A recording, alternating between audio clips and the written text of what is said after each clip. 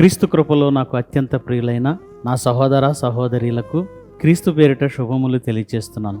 ప్రియులరా, క్రైస్తవ ప్రపంచంలో వాక్యానికి ధీటుగా ఎన్నో పాటలు ప్రజల మధ్యకు రావడం, వాక్యం ఎలాగూ ప్రజల హృదయాలను గెలుచుకుంటుందో పాటలు కూడా ప్రజలు మారడానికి ఎంతో ఉపయోగకరంగా ఉన్నాయి అన్నది నిర్వివాదాంశం. ఆ క్రమంలో ఎన్నో పాటలు Bible open universes India international ద్వారా క్రైస్తవ్యంలోనికి వచ్చాయి.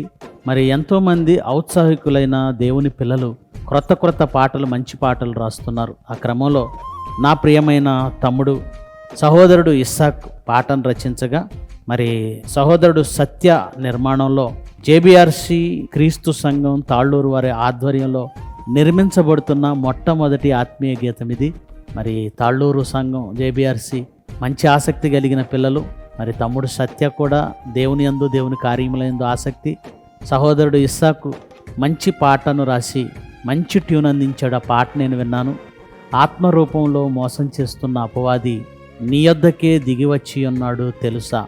ఈరోజు అపవాది క్రైస్తవ్యాన్ని ఎలా నిర్వీర్యం చేస్తుందో, మనుషులను ఎలా మోసం చేస్తుందో మరి కళ్ళకు కట్టినట్లుగా ఈ పాటలో చెప్పాడు సహోదరుడు ఇస్సాక్. ఈ పాట మీరు కూడా వినాలి, అనేకులకు వినిపించాలి.